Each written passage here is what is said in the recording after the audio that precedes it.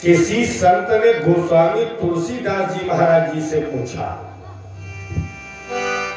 महाराज ये बताओ, श्री रामचरित मानस में राम राम कब बने? क्या दशरथ जैसे धर्मात्मा के यहाँ परमात्मा ने अंशों के साथ अवतार ले लिया, राम राम बन गए, बुरे नहीं बन पाए? विश्वामित्र जी मांगने आए, जनकपुरी में जाकर के राम जी ने रखा हुआ अजगो धनुष तोड़ा। मैया जानकी जी से भगवान ने नाता जोड़ा, तब राम राम बन गए, बोले फिर भी नहीं बन पाए। मैया सीता जी के साथ विवाह करके भगवान 12 वर्ष अयोध्या की पवित्र भूमि पर रहे, तब राम राम बने, बोले फिर भी नहीं बने। तो बोले महाराज ये बताओ तो राम राम बने का? तो पूज्य वाल्मीकि जी ने बहुत सुंदर एक श्लोक लिखा है, आदौ राम तपोवनादि गमनम हत्वा मृगैव कांचनम वैदेही हरणम जटायु मरणम सुग्रीव संभाषणम। जब माता पिता की आज्ञा मान करके प्रभु श्री राम धर्म स्थापना के लिए, समाज कल्याण के लिए, संतों महात्माओं के कल्याण के लिए 14 वर्ष वन को गए, उसी दिन से राम राम बन गए। देखो, अपने लिए कमा के दुनिया खाती है, लेकिन जो दूसरे को खिला के खाने में आनंद है, सुख और शांति है, वो कहीं हमें आपको मिलने वाली है।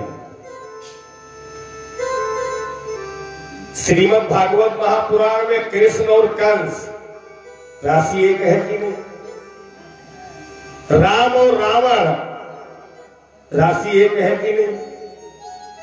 लेकिन अंतर दोनों में बहुत बड़ा है।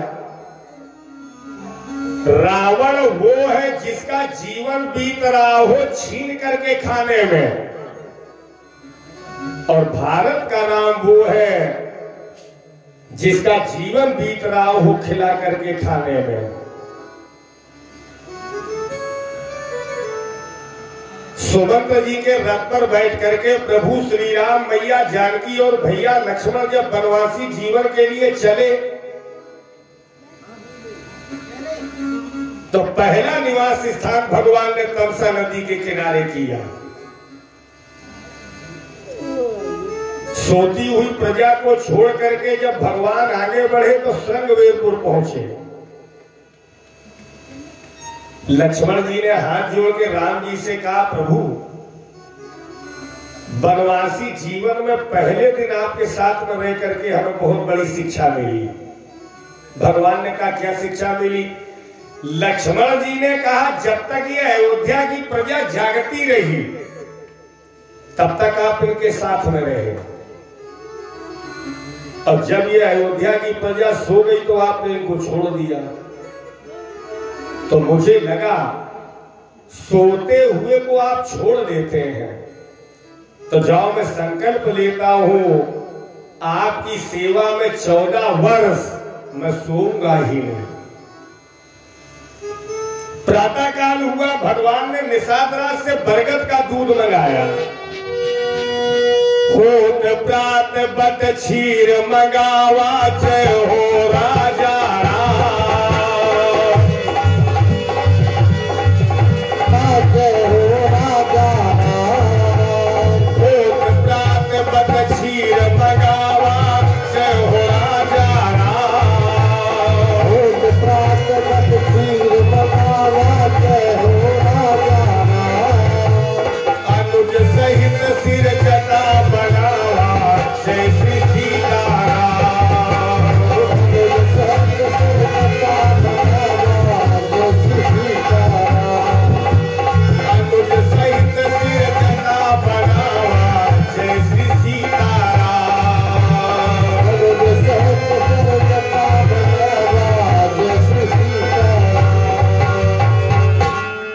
प्रातः काल हुआ, भगवान ने निषादराज जी से बरगद का दूध मंगाया। दुनिया में दो दूध बड़े विचित्र हैं, एक है कटहल का और एक है बरगद का। बरगद का दूध महात्मा लोग जटाओं में लगाते हैं, बैरागी बनते हैं, और कटहल का दूध माताओं से पूछो, जब कटहल की सब्जी बनाए तो हाथों में कड़वा तेल लगाए, कटहल काटे, फिर भी वो दूध चिपक जाए तो जब तक ये माथाएं चक्कू लेके छुटाए ना तब तक वो दूध नहीं छूटता है। भगवान ने लिया दोना, लक्ष्मण जी के बालों में लगाने लगे दूध। सुमंत्र जी चरणों में गिर पड़े, प्रभु ये क्या कर रहे हैं आप? आपके पिता दशरथ जी ने केवल इतना कहा, बन दिखाय सुरसरी अनवाई, 2-4 दिन वन में घुमाओ, गंगा में स्नान कराओ, संतों महात्माओं के दर्शन कराओ, और फिर मेरे बेटे और बहुओं को अयोध्या लेके आओ। और आप ये क्या कर रहे हैं? तो राम जी ने कहा, सुमंत्र जी मेरे पिता की आज्ञा है कि मेरा बेटा बरकल वस्त्र पहन करके 14 वर्ष वन को जाए। सुमंत्र जी ने कहा, ये भी तो पिता की आज्ञा है। राम जी ने कहा, ये पिता के ममता की आज्ञा है। ममता की आज्ञा स्वीकार नहीं है, पिता की आज्ञा जरूर स्वीकार है। तुम तो मेरे पिता के समान हो सुमंत्र, और दुनिया का कोई पिता ये कतई नहीं चाहता कि मेरा बेटा अधर्म के मार्ग पर जाए, अन्याय के मार्ग पर जाए। हमारे यहां बड़े बड़े पूर्वज शिविदधीच हरि चंद्र नरेशा, सहे धर्म हित कोटि कलेशा। धर्म के लिए हमारे यहाँ पूर्वज हरिश्चंद्र सखी के टके टके में काशी में बिक गए, डोमों के घर में पानी भरा। हमारे यहाँ एक पूर्वज हुए राजा रंतिदेव, 49 दिन भूखे रहे लेकिन धर्म नहीं छोड़ा। और आप कह रहे हो धर्म छोड़ दे? बोलो सुमंत्र जी, हम धर्म छोड़ते हैं तुम्हारे साथ अयोध्या चले, तो हाथ छोड़ दिए सुमंत्र जी ने। प्रभु आप धर्म करो। मैं कलंक नहीं लेना चाहता कि त्रेता में सुमंत्र जी एक ऐसे हुए जिन्होंने भगवान श्री राम को धर्म करने से रोका। भगवान फिर जटाओं में दूध लगाने लगे। सुमंत्र जी ने कहा, प्रभु एक बात और कही थी आपके पिता ने कि अगर मेरा बड़ा बेटा राम वापस न हो तो मेरी बहू रानी सीता को वापस करके लिए आना। अब सीता जी के लिए 14 वर्ष छूट है।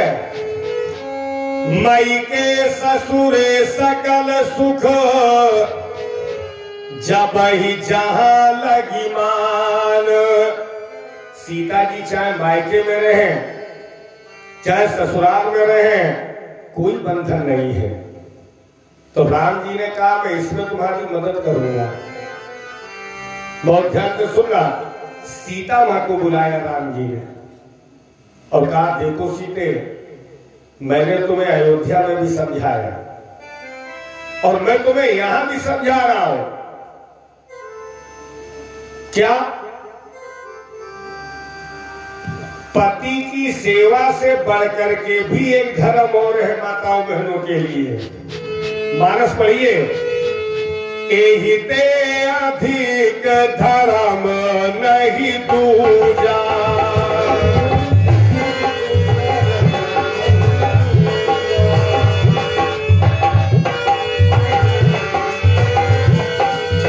एहि ते अधिक धर्म नहीं दूजा।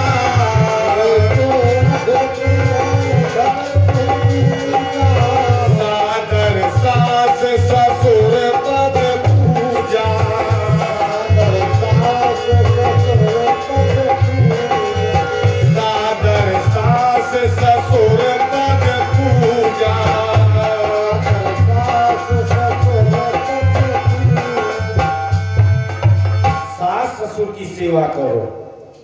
इसलिए मेरी बात मानो, सीते लौट जाओ।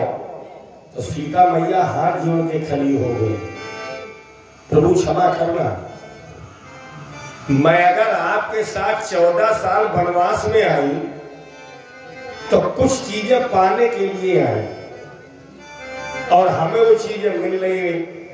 सुमंत्र जी ने कहा सीते जी रथ पर बैठो, अयोध्या वापस चलो, 3 नहीं 13 बातें पूरी करूंगा। तो सीता जी ने कहा प्रभु आप 3 ही शर्तें मेरी पूरी कर दें। सुमंत्र जी ने कहा कहिए। सीता माँ ने कहा पहले वचन दीजिए, अगर मेरी 3 बातें आप पूरी न कर पाए तो फिर मैं तुम्हारे साथ अयोध्या जाऊंगी नहीं। सुमंत्र जी ने कहा मत जाना, सीते पहली शर्त बोलो। इतनी माताएं बहनें बैठी, आप भी बैठे हैं, इतनी बढ़िया शर्तें बोली सीता माँ ने। प्रभु करुणामय परम विवेकी जय हो राजा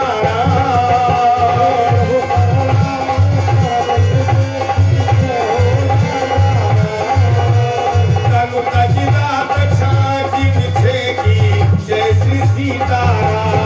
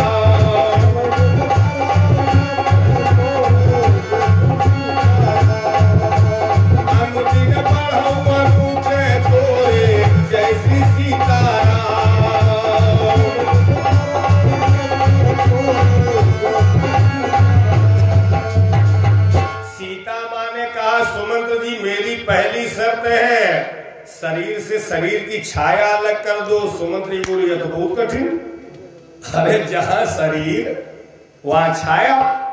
तो सीता माँ ने कहा दूसरी शर्त है, चंद्रमा से चांदनी अलग कर दो। सुमंत्र जी बोले यह से ज्यादा कठिन। तो भाई तीसरी शर्त है, सूर्य से सूर्य की रोशनी प्रभा अलग कर दो। सुमंत्र जी की खपड़ी खजवानी हम तो जानी, टेरी काट की धोती बूली साड़ी मनी है, कहां आने लगी। भाव है, शरीर है पति तो छाया है सीता, सूर्य है राम तो प्रभा है सीता। अब ये बुढ़े मंत्री अलग अलग कराना है, इन्हें यो नहीं मालूम कि पति पत्नी के प्रेम के हाई स्कूल खुलेगी, डिग्री कॉलेज, जहां प्रेम पढ़ाया जाए, है ना। ऊख की उखारी की हर पुइया में रस है, लेकिन गांठ में कृपा भैया रस नहीं हो। पर अपने सनातन धर्म की एक गांठ ऐसी है जिसमें जिंदगी में रस ही रस बनता है। कौन? जहां गांठिता रस नहीं, ये जानत सब कोई, मरे तर की गांठ में गांठ गांठ रस होए। कहीं का लड़का कहीं की लड़की, सनातन धर्म की पद्धति से मंडप के नीचे दोनों की गांठ जोड़ी गई। शरीर 2 है, स्वरूप 2 है, लेकिन उस गांठ में इतनी बड़ी दम है कि दोनों का मन